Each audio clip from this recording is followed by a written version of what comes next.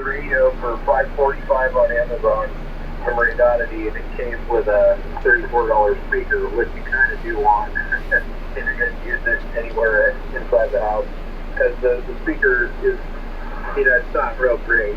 I think if you were filmed portable, you probably want to wear headphones, but I've already made some pretty amazing contacts on it. I got the fan on 20 meters last night, and I didn't have it hooked to the main antenna, but it was only 5 watts, and I was fiddling around with it, and I heard this guy calling, and nobody was answering him, and I thought, oh man.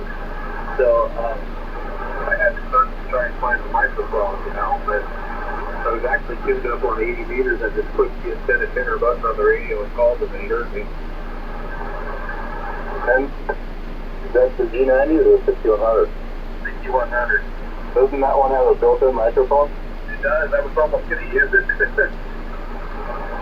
I know the reviews say, well, it works, but, don't, is what, kind of people were saying. The radio microphone built into the face? Yeah, you can just push the PCT button on the radio and hold it up like a walkie-talkie. Weird. It's a field portable radio. That's why they put a VSD connector on it. So, if you put a CD antenna on it, you probably could just hold it like a walkie-talkie and talk on 10 meters. And it's got the built-in battery. Yeah. That's how many watts though? It's 5 watts on the internal battery, and then when you hook it to an external, it's 10. The G90 is 20. Yeah, and that's a big deal. It really is. Because I had a QRP radio. I had the Yaesu one, and that thing pissed me off and drove me nuts. You had to scream into it to get 4 watts out of it. And I got the G90, and I said, man, I am getting rid of this piece of crap. But the G90 was so easy to make contact, and it tuned the string. But usually, what I use is the Yaesu 891 because I'm not a fan of QRP, honestly. That's not my thing. But I'm a fan of portable radios. So you gotta take the good with the bad. But the 891, I can run a small battery with it. I can run 50 watts, I can run 100 watts, and it works great.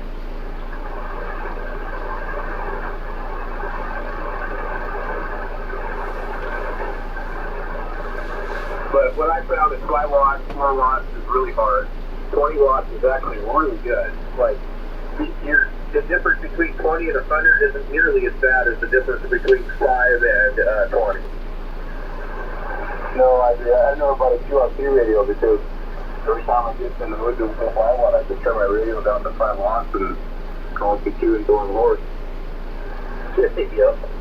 And I go there and run QRP. You get bad conditions and stuff, and you need the best antenna you could possibly get. And if you're operating portable, you already have a compromised antenna in most cases. Yeah, Morse code is great for QRP, and I don't think most people understand QRP and Morse code are synonymous. Yeah, well, it's like doing FTA, it's weak signal stuff.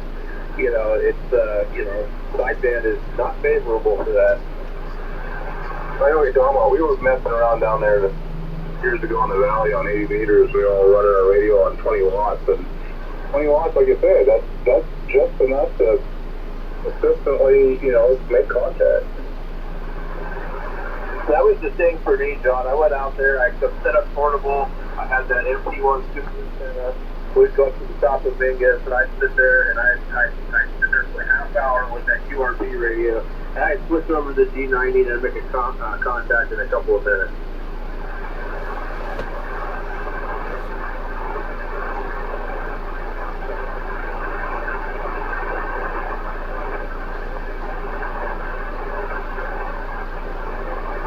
But yeah, this radio is pretty neat, John, but it has birdies and stuff, and, they're not as noticeable, unless you're really looking for them, but there are some that are pretty bad, so I don't know about it, but it does offer a certain amount of convenience, because you can just kind of grab it and go, but as far as, is it something that you would use to count on for emergency communication? Probably not. Oh, I get it. It's a toy. You can also get a little cheap amplifier that they make now. Well, and then when you do that, Clark, you end up with, like, if you got, like, the matching one, now you're already more than the price of the 710 or 7300 because the amp is 549, the radio is 545, and that's it's not small anymore. That's the other problem. So that's why I think, like, the ultimate is the AC331. It's a very small radio. Yes, it doesn't have a tuner. Yes, it doesn't have a battery, but, you know, it's not going to be as complicated when you want 100 watts. Well, I know, but you could get a 50 watt amplifier now for $100. Little tiny one in the palm of your hand. So if they make a 100 watt one and a 200 watt one, they're $150 or something. So maybe you could do that. But yeah, I mean, I agree. I don't know. I just think, you know, like the AC450 is about the sweet spot. Those things are super affordable. They're very reliable. They got a really nice tuner built in. You know, you could turn it. It's 100 watts. You can turn it down. I mean, you know. I was using it for a while, but I quit using it because it's too hard. The 891 with that tuner that I built and battery is still a little bit simpler. I think that the 450 is really, really good for like maybe a mobile. And plus, I'm just worried about scratching it up and screwing it up when I use it portable.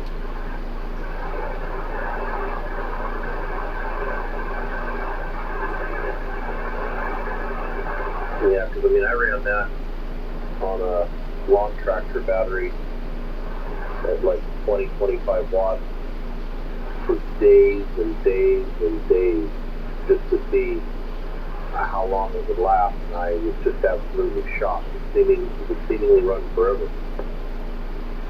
I've got a 15 amp hour lithium iron phosphate battery. I actually got two of them, and they're in a 20 amp hour format as far as like the form factor. So they're the size of a small motorcycle or long tractor battery, but they're like very, very light. I have never discharged the battery all the way when I've taken it out. And I'm talking a couple of hours at 100 watts. And I really don't know how long it actually lasts, but I've sat out there for 3 or 4 hours. Of course, I'm not talking all the time, but you know, and it just keeps going and going and going and going.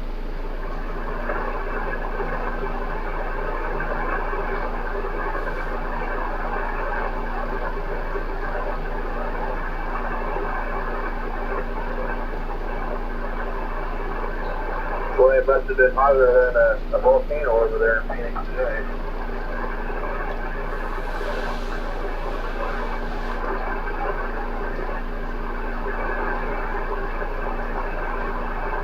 The streets are melting.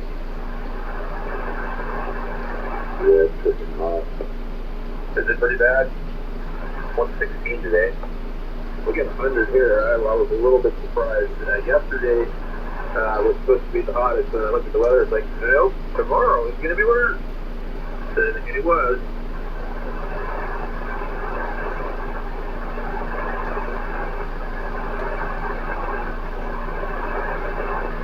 It's 80 degrees outside and 78 inside of here.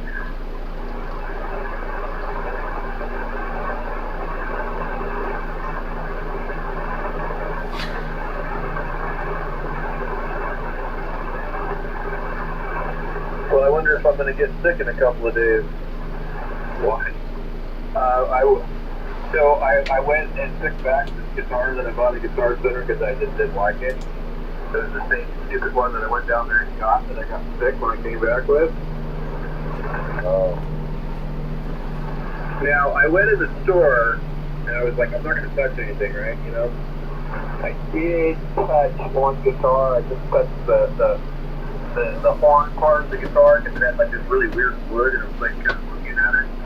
But it's like I didn't like pick up any guitars and play them, so I should probably be okay as far as all that. But every time I go down there, 3 days later, I'm sick.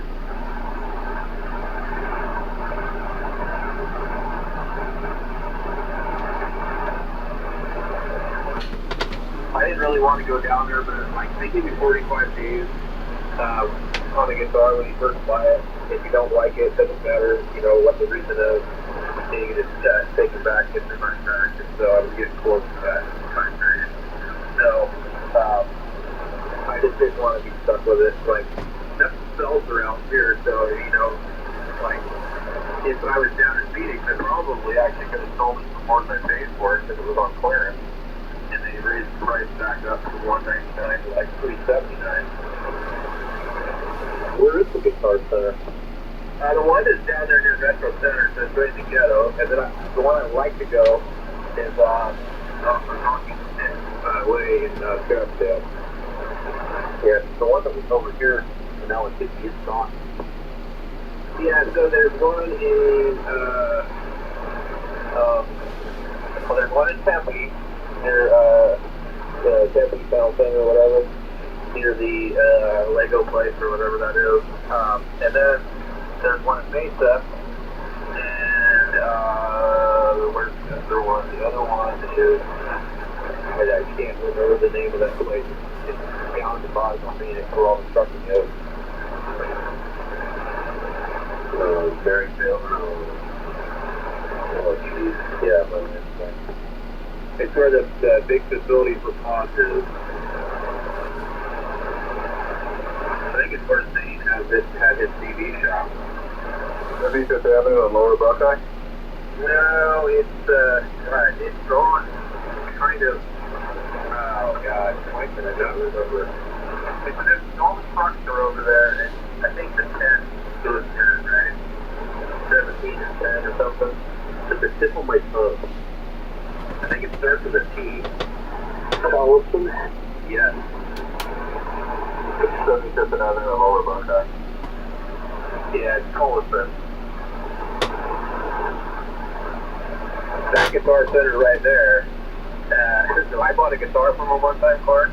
It was cheap. It was a like Les Paul type of guitar.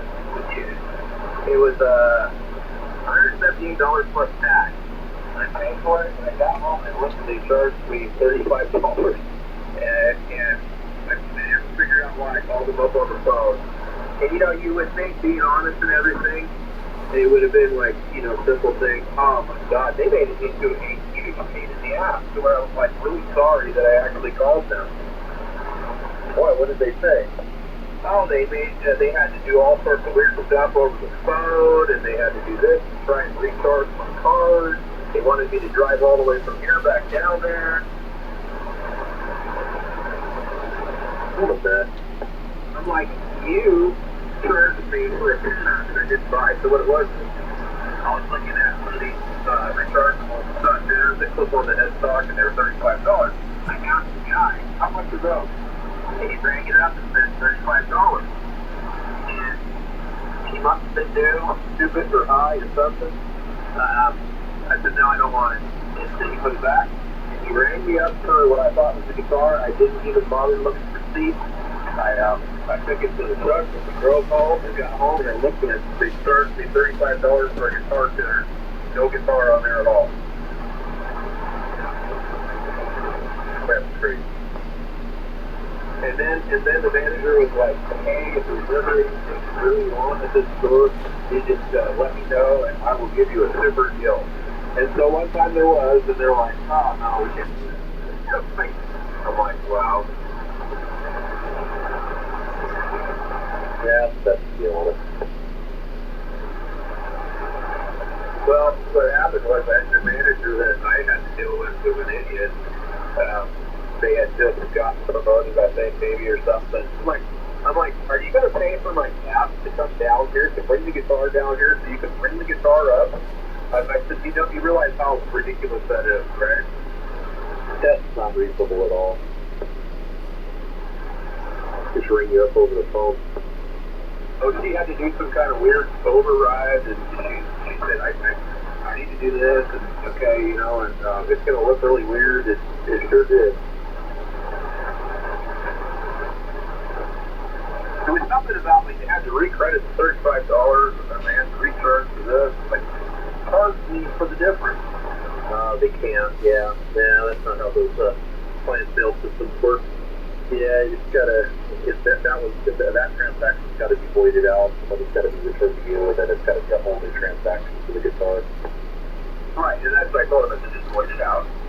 And, you know, whatever. I mean, I'm not going to burn you. I mean, you know, if you really want the guitar, you can pay for my gas. I'll bring that, but I'm not bringing it down there for free.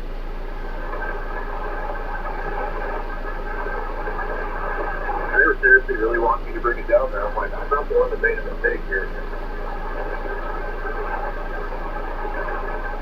You're lucky that, like, loss prevention didn't catch you in the parking lot. Accused you of stealing it. I know. That's what I thought about it when I got home. I was like, holy crap. You wouldn't have been able to talk your way out of it either.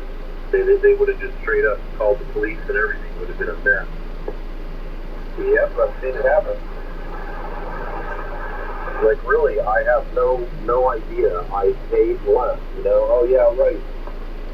You bought a tuner, but we don't see it, and you sold the guitar. Yep. I'll be back, Dave. You come here. Here's a good one, Clark. I was watching this video of this guy. He went into Home Depot and he bought a Milwaukee big 3/4 inch impact, you know, the fuel, you know, it was on sale. And he bought it, you know, he did all this stuff. He takes it to the parking lot. Actually, he bought two different sets. He bought half inch and a 3/4, or not 3/4. Well, yeah, I don't know what it was, but two different sizes. He gets to his car, he opens it up, and it is not the right impact. It's not the fuel, it's the cheap one. Wow. So he goes back in the store, and he said, well, we don't have any more. And then, I guess, he had to deal with loss prevention, because now they're, like, saying that, like, you know, without accusing him, that, like, basically he's trying to do a swap. And so he basically had to do a whole bunch of hoops and stuff, and he never ever got it swapped out. You're not using Home Depot a lot. People will buy toilets and hot water heaters. They put the old one back in the box carefully, and they take it back. Yeah, that's what he was talking about. He was, you know, and there was other people that commented, because this video, this guy got screwed by Home Depot. His video has 2.5 million views. This is not good for a company to have, because of the way the managers treated him and stuff. And then we all know that there's people that are literally brought back boxes full of rocks and returned them, you know. You know, in the comments, there was people talking about, yeah, I worked at Home Depot, and crazy, you know, like you were saying, and boxes full of rocks, and they wouldn't even check them, and they would just pay them. But yet, somebody has a problem like this, and unless you open the box on camera inside the store, you're screwed. There's also a whole subset of people that they go from store to store and they buy something on clearance and they take it back to a different location without a receipt. Yep. Then they get full price for it. Yep. They do it all day, like an 8-hour shift. Yep, and then they end up with, like, you know, thousands of dollars on Home Depot cards, and then they sell the Home Depot cards.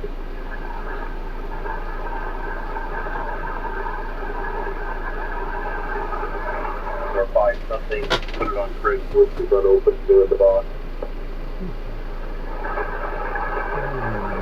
I ended up taking those Milwaukee back. I was watching the video. The Craigslist stuff is not good. They're not the one that I bought, but the new fuel impact. They made the gears inside of the hammer part way too hard. And so what's happening is the thing is just ripping the teeth out. It's too brittle. Wow.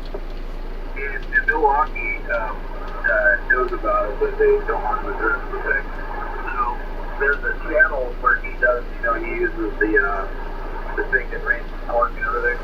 It's like, kind of like a channel, I guess, sort of, the drill. And he, you know, he makes a lot of money on his channel doing this stuff, so he can afford to keep going back to Home Depot and burning up these drills. And he's already went through like 7 or 8 of this particular one. And he said even if you don't use them to test, like as hard as he does, they're failing after like 3 or 4 months. Wow. So I thought, you know what, I had bought this because I was, I already had an old school Impact, not like old school, but like the cheaper, you know, brush motor one, and I didn't have a battery for it, and I found it at Goodwill for like $7.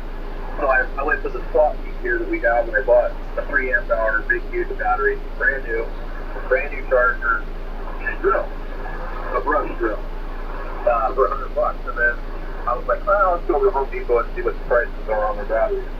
And when I saw the drill and driver kit with 2 batteries for $189, I thought that was a pretty good deal. And so I bought it, and I never opened the box, but I've got DeWalt, I've got Ryobi, I've got Rigid. The thing is, I'm not working professionally, so I don't need the Milwaukee stuff. And the Rigid stuff's all got lifetime warranty. And I've never had any of the other stuff ever burn up, like, except for the Rigid brushless. So I think a lot of the other stuff I have probably last me forever. Yeah, you're probably right. I've got a really nice Rigid hammer drill, and it's like all metal and everything. It's a brush motor, but it looks like the newer one. And, you know, I really like that one.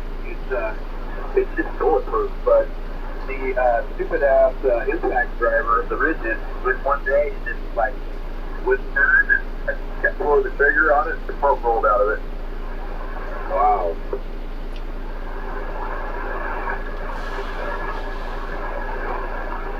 It's possible there's like some physical damage inside of it, you know, and it was trying to overwork itself, and then it burned up the board. So I just have to, I gotta get a box, and then I don't have a printer, I need to print the label, so when I think the FedEx store might be able to print it for me, and then I send that to Georgia, where their factory is, or whatever, and they'll fix it, or they'll replace it.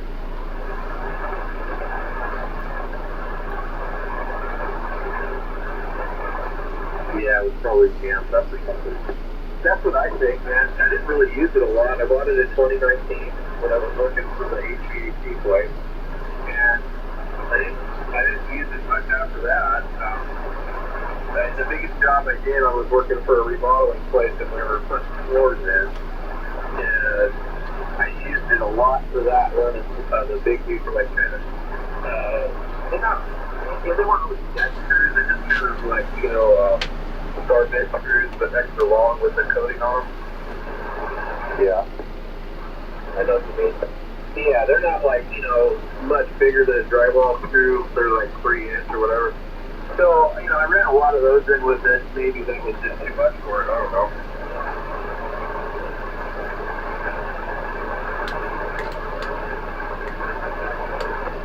Alright, bro. I'm out of here now.